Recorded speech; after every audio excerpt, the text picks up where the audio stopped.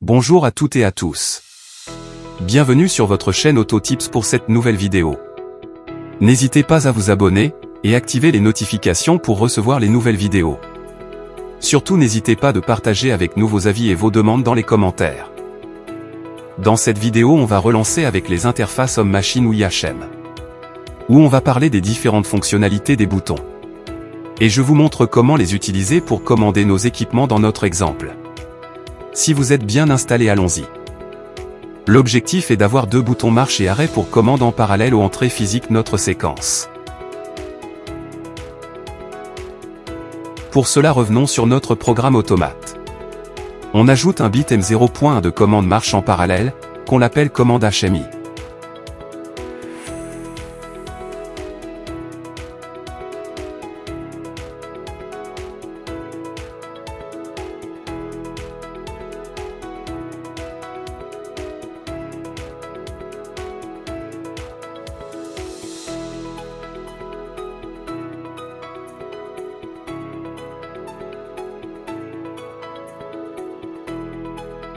Ajoutons aussi un bit M0.2 de commande arrêt en série, qu'on l'appelle arrêt HMI.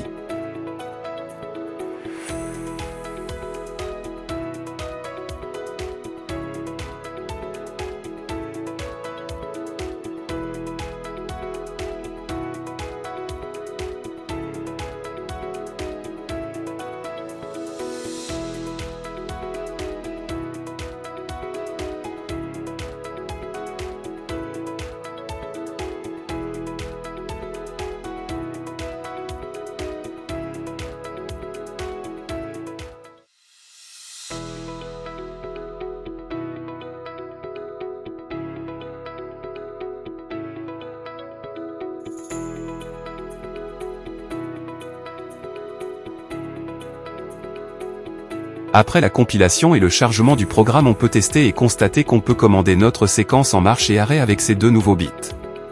Ces deux bits devront être manipulés par nos nouveaux boutons de la supervision.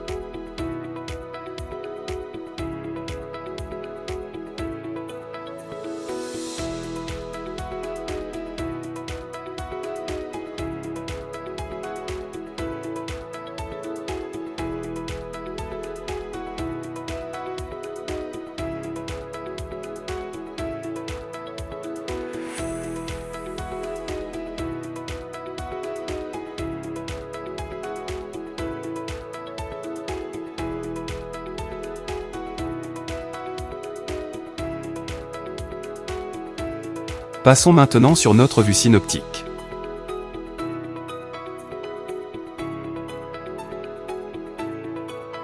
De la bibliothèque des accessoires à droite de l'écran, on ajoute un bouton dans la vue. On change le texte par marche et le couleur d'arrière-plan en vert.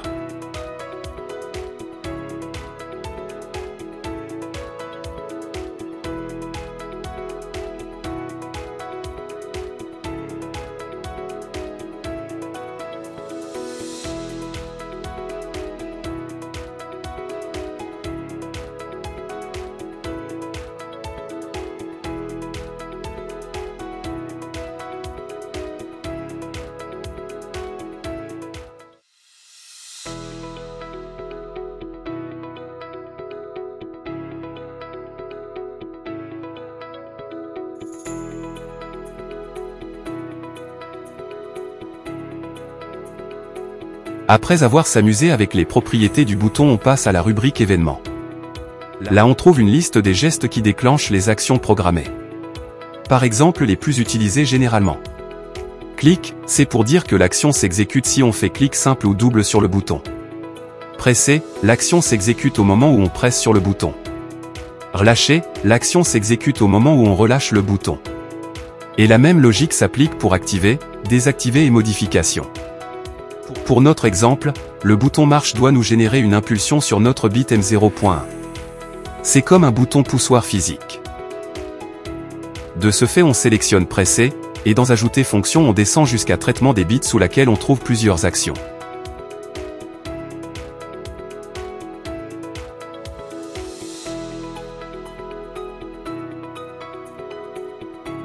Nous on va utiliser mise à un bit, c'est-à-dire le moment où on presse notre bouton on va mettre 1 dans un bit.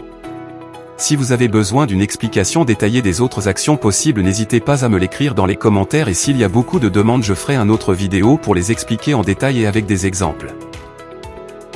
Revenons, on sélectionne mise à un bit. Puis dans variable on cherche notre fameuse M0.1 dans les variables automates. Vous pouvez aussi le faire par drag and drop, j'ai déjà montré ça et autres astuces dans une vidéo dans la playlist Tips and Tricks que je vous laisse le lien à la fin de cette vidéo et dans la description.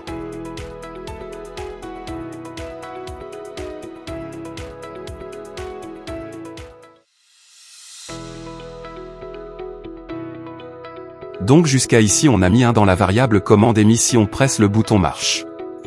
Et cette variable reste à 1 toujours, mais nous, comme j'ai déjà expliqué, on a besoin d'une impulsion, ainsi il faut la passer à nouveau à 0.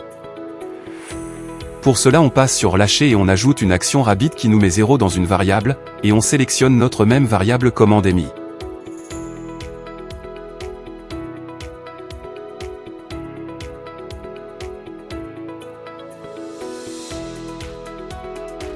Récapitulant, si on presse le bouton marche, la commande émise passe à 1 et si on le relâche elle passe à 0.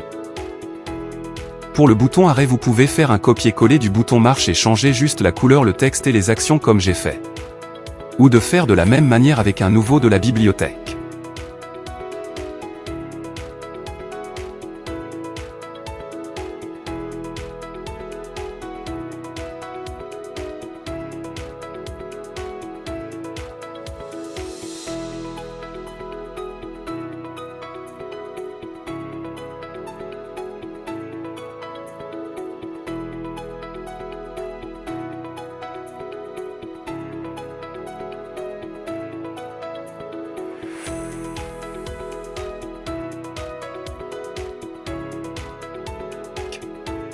Pour les actions du bouton arrêt on fait l'équivalent d'un bouton poussoir d'arrêt. Donc on met à 0 le bit à la presse et on le remet à 1 à la relâche.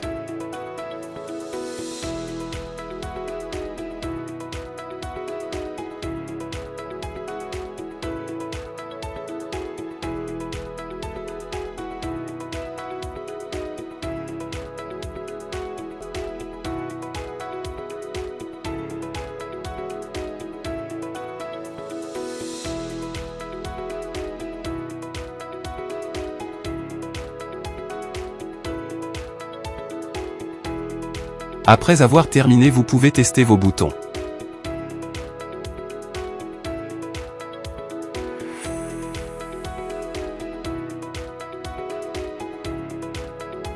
On s'arrête là pour cette vidéo et on parlera dans la prochaine, des champs d'entrée-sortie pour afficher des mesures ou modifier des cosignes et des paramètres. D'ici là je vous invite à vous abonner si n'est pas encore fait, activez le bouton de notification et n'hésitez pas de partager avec nous tous vos commentaires et vos avis. À la prochaine.